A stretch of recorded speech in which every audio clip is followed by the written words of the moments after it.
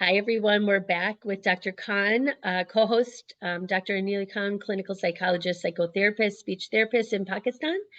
And she just reviewed with us the commands, instructions, and request. Yes. And she shared with us the differences of those three different types of communication with people, especially if they have autism or an at-risk situation where there might be a processing delay or motor skill issues, things like that. So Dr. Khan, I did have a couple questions, and maybe they're not even questions or just kind of pointing things out that you said. You mentioned about repeating something over and over and over again, and I know that for myself, with being a mom of autism, repetition is super important because sometimes short-term memory has so many roadblocks because there's so much oversensory that the information doesn't sustain in the long-term memory. And so is the reason for the repetition and just constantly ingraining that for the purpose of long-term memory sustainability? Let me tell you one thing, and sometimes yes, that is very important that you have to. So if the things stay over there, because in the short term memory we have picture of that thing, and then Yeah. they go to back, and sometimes they have to connect with something as well in our long term memory. But the point over here is that the repetition is important, because and you have to think over here as well that this is the repetition of the efforts too. What efforts you are doing, you have to repeat those efforts on daily basis. It's not like you said that, okay, let me do something with my child today, I'm going to repeat same thing for 5 hours. It does not do a good with you and with the child as well. So with repetition and performing, because you will not just, you are repeating through your performance, you are showing him something that I want you to do this, and you ask your child to perform that. So it's not necessary that you start doing that 100 times, repeat, do this, do this, do this, the child don't, and sometimes child feel frustrated and child feel overwhelmed too. So wherever we have to do this thing, we have to need to this. If the child is not doing that, then don't start scolding him. Just go there and help the child to do that. Yeah. Okay? Maybe repeat 2 or 3 times.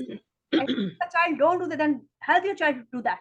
So be supportive in that manner. And repetition should be the repetition of the efforts as well. So for example, you said that I'm trying to help a child to learn certain command of some officer, some firefighter. So what are the commands? I need to perform those things. I need to create different scenario for the child to understand that it could be play therapy, it could be visualizing something, it could be in the form of picture. We could create some kind of play for the child, like we are doing these things in our therapy. And we are, for example, if it's ABC, for example, what I do when I'm working with a child, I do everyday phonics drill. The drill means you are drilling thing every day. But I don't do this the whole session. It might be 5 minutes on daily basis, so that the child know the drill of the phonics. Either the child is getting that or not, I will do that in any way.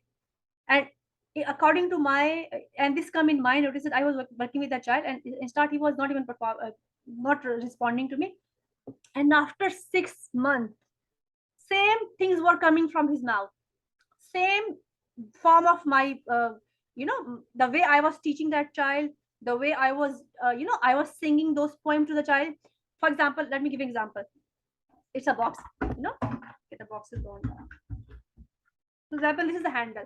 Mr. Handle, Mr. Handle, where are you? Here I am, here I am. How do you do? So, same kind of phrase was coming from his mouth. So, you're getting the point. The point over is that he learned those traits. And let me give you one example. And child start doing the same thing in other things as well. For example, I was saying, and the child was saying, Mr. Shoes, where are you? Here I am, how do you do? So he was repeating that thing for himself. But child was not responding to me at that time. So I don't get this hurt from that thing, the child is not responding me. And I tell those people to the parents, like she was saying, I'm working with a child for 2 months, the child is not giving me eye contact.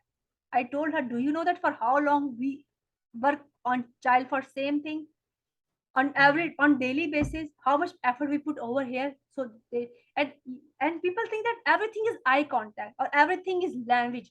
This is a wrong concept. I work with a child who have a lot of sensory needs, and I have to turn off the light. There was a dim light coming from the, and There should be no noise. I have to talk very slow with the child, because the moment I stop, because when you're speaking, you need to be clear and loud. So, and you have to be your notes as well. You have to do some practice always on daily basis. But at that time, I need to talk very slow. Plus, I cannot listen, watch to him directly, because he would get very uncomfortable. He would start like, stimming. He would start stimming, and he would start, if the loud noise, he would start doing that and doing that. He will hold his man mouth, and he will put my hand on his hand, so that I can feel his pain. So what I used to do, minimum light, and not even the flashlight, that tube light. It should be natural light. Then there was a mirror in front of me, and I have to look at mirror and do certain things. And he was looking directly at mirror, so I have to show everything in the mirror, and he was looking at that things. So, and he was very comfortable then. So the moment, if, So, for example, go ahead. I know that the light is gone and there will be noise, I don't take that session. So because I know what will be the child problem. So these are things like that. And then you also said, make sure that you give enough time between each command for them to process the information and be able to perform the operation that they're asking or commands. And if it's complex, you're going to have to give them even more time, because they're going to have to really decipher what you're asking them to do. And if they've never heard this command before, it could be very difficult because they don't understand the words of that command. Yeah. And the point over here is that you cannot give complex command to, and if you want to introduce something, then you need to start from simple thing. For example, it should be monosyllables, one step instruction, like simple instruction, one step. It could be complex instruction, or two step instruction, three step instruction. So whenever you are doing that, don't think that the child is going to, from start, it should not be a complex command. Like, from simple thing, but you could do that, because you need to plan that thing, because you are planning some activity for a child. So it need to be start from simple thing. So, like, for example, I'm doing something, if the child is not performing, I don't even wait for the child, and I don't put the child in the position that he have to do that. Because the moment the child feel that we are, at the hot seat, we have to do certain thing, then they feel sometimes little discouraged, they feel shy too. So what I will do, if I ask, clap my hand, clap. So me and the child is doing same thing on regular basis. I'm also doing, I don't sit like a boss and ask that child to do that. It's never like work like that. You have to be maximum involved and equally involved in the same thing with the child. Equal involvement is very important. So from simple to complex, first thing. Second thing is that do certain activity, and you will see that the child get that confidence, and he will start doing that even without you noticing that. He will do that by yourself, but don't put that pressure on the child that he will do that. So I think that's the idea. Dr. Khan, something they say is like, does the child do it independent, or is it hand over hand? So for example, if a child doesn't understand, put your hands in the air, you could always show them a picture of somebody, like you did with the coffee cup and the table. Let me tell you how you can do that. For example, you want me to hands in the air, like hands up, and hand is there is a very big difficult command. Hands up, just like that. So you can show a picture of hands up to the child. Okay, just like that. First picture, hands up, and you hold the child hand and do like that. Until and unless this child start doing that, what could be the second step? Then you need to work on that. What could be the third step? Then you need to work on that. Like do this. So everything is stepwise, and put as many sensory stimulation as much you can. So it could be visual, your command, you are asking your child to do certain things, and you doing the same things too. So don't forget to put this thing in your mind that you have to do the same thing too. That is what does that mean? What do you want that child to do? So it will be like that. And there's another activity. It could be very efficient if you work with a child and adult as well. If 2 or 3 people are doing the same thing, they learn more effectively like that. But in the start, it should be between you and the child. Then you can do. But it's not a very difficult process, because maybe if it's a child, then we have to talk about a lot of things. But when if it's an adult and he can understand a lot of things, we don't need that much time for that. But we need to be careful that The command should be the same all the time. Don't even change the words in start. Maybe if the child know what to do, maybe he comprehend those things because the child can. But in start, if you're introducing something, then it should be stepwise. You know the instruction. Other person know the instruction.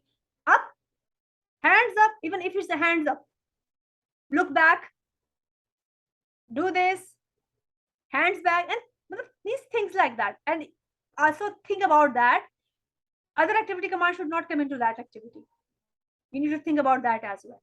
So you need to plan. For example, when I'm working with child, so A and triangle is in coming same space. You know, A and triangle. So I have to design different cues for that, and I have to know that the position should be different, so that when I put 3 dots and I ask the child to write A, he does not draw a triangle.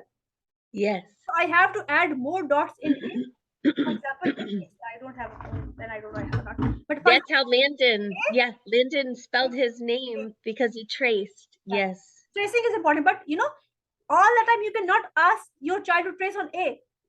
He need to know that these are my cues and I have to write A, and he will write independently. And if you said that hold hands, one day if you are standing with hand with the child and you ask him hold hand, and he will do exactly like you. But confidence will come with the time. We have to work with that. It's not a difficult thing, I'm saying, if these are adults, but maybe a little bit tricky, but they can do that because I am the one who always have the confidence on children. I'm not the one who give up on the people. I'm not the one who think that everybody can do everything in sense if they have the capacity to do that thing, and we need to push the limit also. That is the point. So just support them and they will do wonders for you. But you don't have to an extra. I like I mentioned it so many times that why the child is not doing that, other children are doing, why he's not doing that. So these are the things, because everything have a wiring in our brain. Memory is kind of a pathways. For example, what are the neural pathways? For example, you spill something on floor, every drop go in different directions. So by repetition, we are making a different pathway, and that is going to become a muscular memory. This is in OT language, they call it muscular memory. So it will become their muscular memory, and the moment it becomes muscular memory, it will become automatic. That's why we repeat things. And then, Dr. Khan, if they know what the A looks like, let's say that becomes a part of their muscular memory, could you say to them, because I know that many of these kids are literal thinkers, could you say to them, look at your cereal boxes and look for the letter A? They can do that. Yes. And they could do it. You can do that. Let me tell you one thing. I was working with a child and I asked her to write A, and I was just doing a tracing. You know what she started doing that?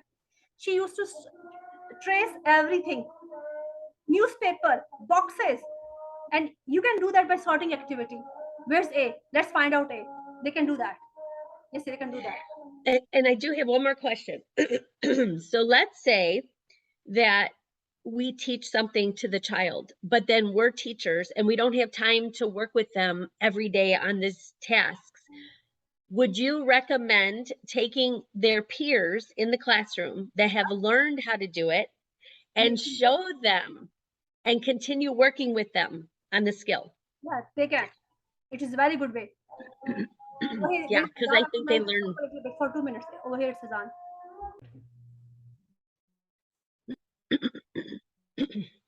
Sorry, Dr. Khan.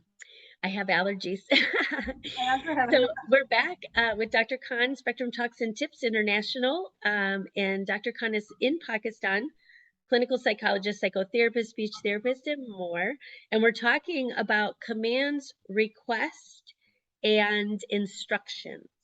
And we've been asking a lot of questions to Dr. Khan today about the different ways to incorporate for people on the autism spectrum or at-risk population, special needs, anybody that has something where their memory takes a little bit longer to process information, and they're able to do these fine motor skills or commands or instructions, in a repetitive manner. Dr. Khan said you have to start small, you have to start slow, and you have to take it one monosyllable at a time, and eventually it becomes a complex sentence structure. And so, Dr. Khan, some of the things that you said about the mono, just one word and then kind of moving into that slower thing. And then you were talking about even doing dots for the letter A all the way to Z and how a child could trace that. But eventually that's just a guide for them until they can start doing this on their own and they understand the muscle memory of writing that. One of the questions I wanted to ask was when you do the dots on the A, for example, would you say that it's a good idea to remove maybe one of the dots on like the side and then they could actually draw on the dots and trace, but then that one side is missing and they have to draw it and then next they move like another line and eventually you're removing all the lines and then it's there, like it's Tell you one. stuck. I don't know. You have seen when I'm posting the child video. I think I did not post because you are on vacation. But when I'm working with children, I think I still have those videos. In Star, the tracing is on the dots. These are small dots. You are not teaching them to write on lines. It's not like that.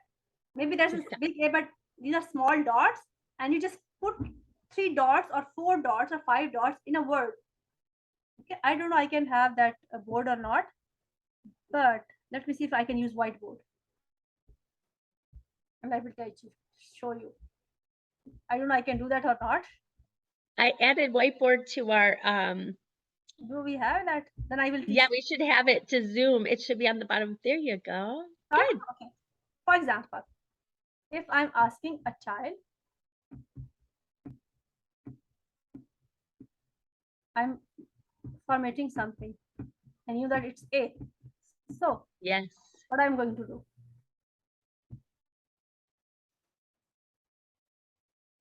This is a big dot. This is a marker dot. Getting the point? Yes. Then,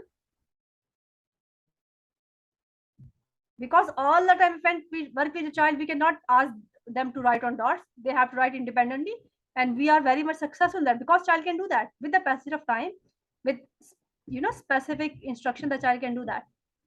So it's like that. That's perfect. So it's like that. So when the child know how to write A, this is done with practice. Then I will ask a child to write A on these dots. So I don't need to put even a line over here. But the child know that that's how I need to write A. Then the child will do it by himself. Or if there's a big dots, it's not even a line here. You're getting the point? And do you give them an example next to where you want them to do what you just showed me so that they see and visualize, or because of literal thinking, do they even know to identify that A to this A? We have to make this practice that let's write A. And I need to tell them what I mean him to write, how he needs to write A. Because I will, okay, if he's not able to do that, because writing is a very complex activity, but the child can do that. So I will ask that, okay, let's write over here. So I need to make that practice with the child that from these 3 dots, I mean that write A. Even in the start, we asked, we hold the hand of the child, then literally we don't have the hold the hand of the child, and the child is doing that thing. I don't know. I don't know. I have videos of that thing, but the child can do that. But you need to plan everything. Is either it's reading, because when we talk about reading, then these are phonics first, sounds. Then we join 2 sounds, then 3 sounds. Then that's the method a, k, a, t, cat. And we have to practice that blending. Then after blending, we go toward families like at family, ig family, ip family. Then these things get difficult. But everything is gradual. So I think it's more like that. So it's not just even about the letters. You can teach them number 2. You can teach them shapes too. Like you can teach them writing. So I think it's more like this. So that's why it's more that these are the important skill. And I think child can, and not just I think, I know, I am fully confident on that the child can do that. I love it. Well, thank you, Dr. Khan. I think that we covered a lot of stuff today, but I think it was super important, and I think this will help a lot of families, especially those that are just starting out at the pre-diagnosis stage where their kids are just learning and they're developing their motor skills and their speech skills. All of these little tips are things that I can remember going back when you show me this. Landon's 20 now, but 18 years ago, these are things we were working on at 2 and 3 years old. And by the time he got to kindergarten, he knew shapes, colors, sizes, alphabet, all those things, because we worked on it 30 minutes to an hour every single night after dinner. A lot of And it time, was you don't need him to and give I. a lot of time. Parents would say that Yeah, the specific therapist asked to give us to 3 to 4 hours daily. I said no, quality matters over here. What you're teaching your child matters over here a lot. And you have to yeah. plan one. You don't need to do one thing. You can do 3 and 4 things in the same time, so that the child don't get bored for that thing. And the child's capable of doing those things. It's not that they cannot do that. But the point over here is that you need to understand that the child can do that. It's not that the child cannot do that, but everything is systematic. And I would like to uh, comment on one thing, because you asked that question before about the pair. Yes, you can involve pair, and it's very important. Involve pair, involve friends, involve community in that, involve family in that, so that they can learn effectively. And you know what I do when I'm working with children, and those children who are now at stage that they can go to the normal classroom, so I asked them to continue the therapy and send them into the school where other children are sitting over there, so that they understand important skills of sitting span, you know, attention span, how we have to sit, what is the meaning of these things, what does that mean, what does that mean that we have to raise our hand when we have to, like, that social skills. The child learn it more effectively when the child is between those children who are atypical, who are not atypical. I think they're called typical children, who are not atypical children, and who don't have that much behavior problems, or who are on better stage, or so called they are normal people. Norm is a very relative term. So it's better you start doing those things, so that the child learn, and they learn very fast, because they identify with them so quickly. So it's more like that. So I think that was important thing to consider these facts. And the point over here is that every child can learn. You just need to teach them differently. Well, and I think that you said it, like patience and all those kind of things. Like I know that when I couldn't do certain nights when I sat with Landon, we didn't skip it. We would just make sure that uh, Alexis, our sibling, sat with him, or Dad sat with him, or we put on a like a cartoon that might show him. You know, we did all kinds of different things to model the behavior that we were looking for, so that it wasn't just the same thing over and over. My voice, we were doing my voice. I was showing him. I was making him watch videos, having his sister do it for him, because modeling is very important, right? So they see somebody else doing it and then they copy what's being done. So this is all good stuff. I really appreciate you today, and we'll see you guys next time. Thank you.